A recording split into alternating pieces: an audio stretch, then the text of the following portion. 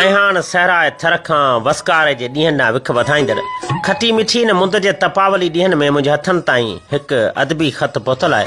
ॻोठ जोड़ूअ थर खां नौजवान कलमकार फौजी प्यारली नोहड़े जे कलम जी ख़ुशबू।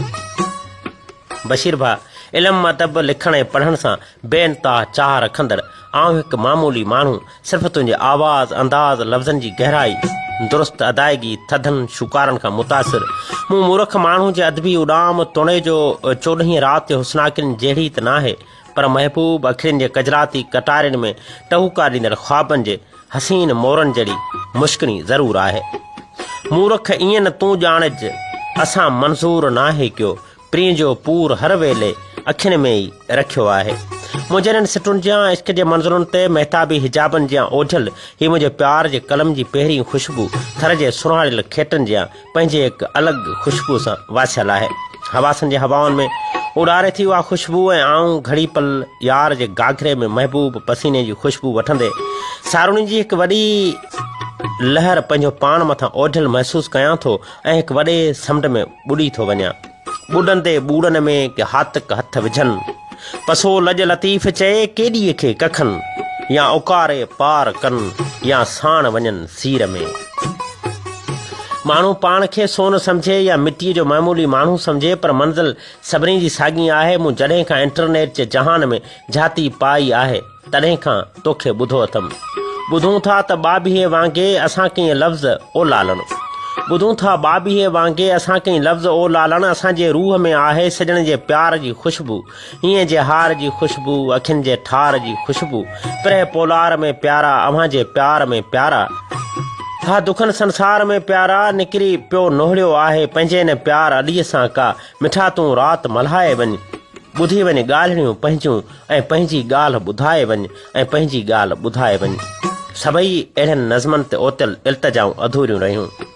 ॿारोतण जे ॾींहंनि खे बख पाए रांदियुनि जे रूह परवरनि खे हीअं जी हंज कोठे ख़्वाबनि खे ज़हन जारे ते संवारे अजीब मरहलनि मां गुज़री वेंदड़ मूं माण्हू जी जीवन कथा बि ॾाढी अजीब आहे बशीर भाउ।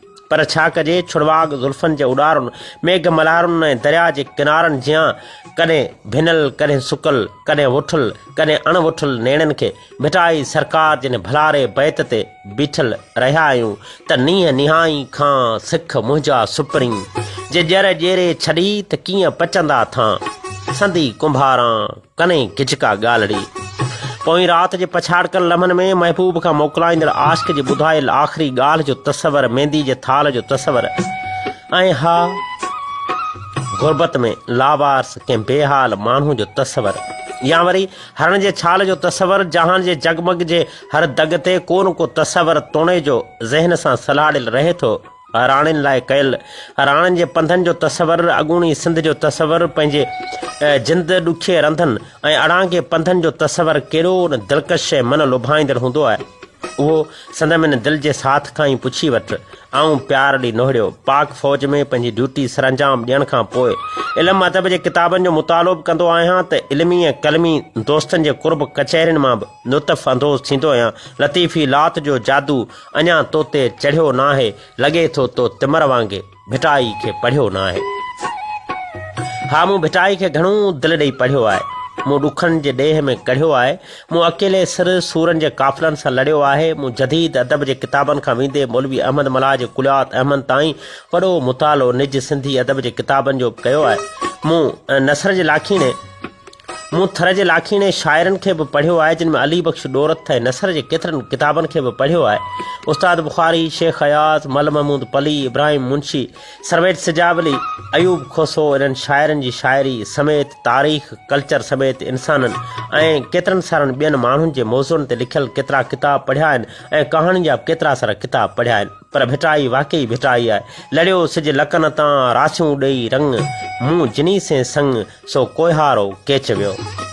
ऐं हा जिन सां रूह जा रिश्ता मज़बूत हूंदा आहिनि, जिन सां गॾु जीअण ऐं गॾु मरण जा कौल कयल हूंदा आहिनि, उन्हनि खां नाता छिनणु ॾाढो ॾुखियो हूंदो आहे ऐं अणथियणो कमु हूंदो आहे। ॾाघनि ॾेरनि ॾूंगरनि टिनी ॾिनमि ॾुख से सभु भाइमि सुख हेकांद कारण होत जे। ऐं हा होतनि कारण ॾुख बि सुख लॻंदा आहिनि। ऐं माण्हू प्रीअ जे यादगिरियुनि सहारे हयाती कटे वेंदो आहे। तपी कंदे कोह ॾूंकर ॾुखो इन खे तोजे पब पहण जा त लिंग मुझा बि लोह कंहिंजो कोन्हे ॾोह अमर मूंसे ईअं कयो। ख़ैर ख़्यालनि जो ॾाम वसी हुजे या छोटी पर उन्हनि में पाकाई सचाई ऐं मुहबत समायल हुजे। ख़ैर लड़ियो सिज लकनि तां किताब पढ़ंदे हाणे 98 पेज ते किताब बंदि कयो अथमि ऐं वरी तुंहिंजा अदबी ख़त ॿुधण लाइ दिलि उत्साहियो ऐं ॿुधमि जिन में मुंहिंजे थर भिटुनि जे गुमनाम लेखक जा लाजवाब अदबी ख़त अलाए जहिड़ो कलोड़ो जे कलम जी ख़ुशबू ऐं जेल जे कुर्ब जे कैदी जा ख़त इंस्पेक्टर ग़ुलाम थेबो जा ख़त ऐं केतिरनि सारनि गज़लनि ऐं नज़मनि सां गॾु ऐं सूंह परवर शाइर शफ़ीक जान थेबो जा नज़म यासिर जा नज़म केतिरा सारा असांजे दोस्त दशरथ थरी जा ख़त यासीन खोसे जे ख़त समेत काफ़ी सारनि दोस्तनि जा ख़त ऐं हा 92 जी नशरियात बि न हुअण जहिड़ी छो त थर जे हिन क़दीम ऐं वॾी आबादी वारी वस्तीअ सां मातेली माउ वारो सलूक ऐं साॻियूं पुराणे ज़माने खे हलंदो पियो अचे। पाकिस्तान जे चइनी सूबनि में पंधु करे पाकिस्तान जे चइनी सूबनि में पंधु करे मिठी शहर अचणु ऐं मिठी खां मुंहिंजे ॻोठ जा 21 किलोमीटर ऐं फ़ासिले जे रण रुञुनि जा अहसास संदमि जीवन में छो आहिनि इहो छॾु खणी साईंदाद सांद जे सिटुनि जियां त असीं कीअं जियासीं इहो छॾु खणी विछोड़नि वढियासीं इहो छॾु खणी अमीं हिकिड़ी महफ़िल में वेठा हुआ असीं बि हुयासीं इहो छॾु खणी। मञा थो हवाउनि जे शहर जे हर बहार प्रीअ जी निहार जहिड़ी आहे ऐं जामशोर जूं शामूं शर्मीली मुल्क जहिड़ियूं आहिनि ऐं हा कलोड़े साहिब जे कलमी पोहरे जो अंदाज़ बि ॿिन्ही वॾो आहे उन साम्हूं असीं त लूण बराबरि बि न आहियूं। हींअर सगरोड़ जो सगारो लेखक एजाज़ नोड़ियो जेको बाबची भिट जे ॿावरिन खे बि नाहे विसारे सघियो पंहिंजे ॻोठ खां परे रही बि उन्हनि ॿावरिन खे बि सारे थो उन्हनि जो लिखण बि ॾाढो सुरीलो लॻो। हू ॻोठ खां परे हुअण जे बावजूद बि बावची भिट जे ॿावरिन ऐं सावरिन खे सारे सघियो आहे। सच त अहिड़ा अनमोल माण्हू हाणे ॿिन्ही अणलभ थींदा वञनि। बहरहाल हर शइ पंहिंजे मुनासिब वक़्त खां अॻे अलाए छो दूर थियण जा अहसास ॾींदी वञे ईअं जीअं कॾहिं वक़्त खां अॻु वार चांदी थी वेंदा आहिनि या जीअं लालटीन बतियूं अणलभ थियो वञनि। रेडियो घटि नज़र अचे थो वक़्त खां अॻु वार चांदी थियो वञनि सभई शयूं मामूल मूजिबि अलाए छो कॾहिं कॾहिं अणमामूल बदिला आणनि थियूं। मूंखे यादि थियो अचनि अली सफ़दर जो सिटूं त हाणे स्टेशन जे पासे पारूथा ताज़ा ईंदा आहिनि रेल न ईंदी आहे बाक़ी रोज़ जनाज़ा ईंदा आहिनि। हिकिड़ी नंढड़ी दिलड़ी आहे पर उन में केॾा खाना आहिनि सरता तुंहिंजा ॾुख औरांगे हर दरवाज़ा ईंदा आहिनि दिलि जे यार भगोड़े कोठी ड्राहे ठाहे केरु नथो हिकु महिलात खे जोड़ण जे लाइ गॾिजी राज़ा ईंदा आहिनि। हा वाक़ई दिलि जी कोठी खे केरु बि नाहे ठाहींदो उहा ईअं टुटल रहंदी आहे ऐं राज़ा बि महिलातूं जोड़ण लाइ ईंदा आहिनि। शायदि इहो सॼो कमाल पैसे जो ई आहे। बहरहाल मूंखे यादि थियो अचनि वरी बि कंहिं शाइर जूं सिटूं जीअं महबूब दर्स जे सिटुनि में केॾो इश्क़ समायल आहे। तव्हांजी सूंहं मूमल हुई असांजो इश्क़ राणू हो कथा उन वक़्त जी आहे जॾहिं नंढपुण निमाणू हो। उहा स्कूल जी अच वञ उहे चिठियूं चुमिन जहिड़ियूं खिलण मुरकण नचण झूमण टिड़िल टारियुनि जो टाणू हो सफ़ा कचड़ी कलीअ जहिड़ी उमिरि हुई इश्क़ अरड़े जी नवाबनि जीअं निहारण जो नचायो पाण नाणू हो। भरी महफ़िल में को पुछंदई अव्हां ते केरु हो पागल त मथे ते धकणी चवंदे त हिकु महबूब माण्हू हो। इनशाला तुंहिंजे बज़ में अदब में लिखण जो साॻियूं तसलसल ऐं सिलसिलो जारी रहंदो।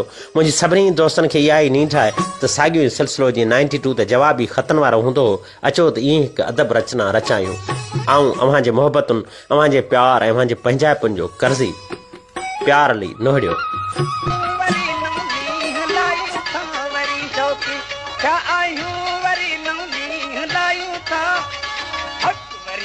इश्क आफत जो गले में हार पायूं था वरी को इश्क आफत जो गले में हार पायूं था हक वरी शौकी न थिया आहियूं वरी नौनी हलायूं था वरी शौकी थिया आहियूं वरी नौनी हलायूं था।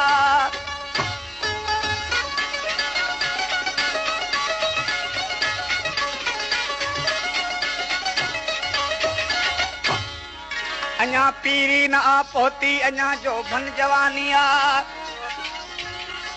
अञा पीरी न आ पहुती अञा जो बन जवानी आ अञा पीरी न आ पहुती अञा जो भन जवानी आ जिगर पंहिंजे खे जलवन सां अञा बि आज़मायूं था जिगर पंहिंजे खे जलवन सां अञा बि आज़मायूं था जिगर पंहिंजे ओ जिगर पंहिंजे खे जलवन सां अञा बि आज़मायूं था वरी शौक़ी छा आहियूं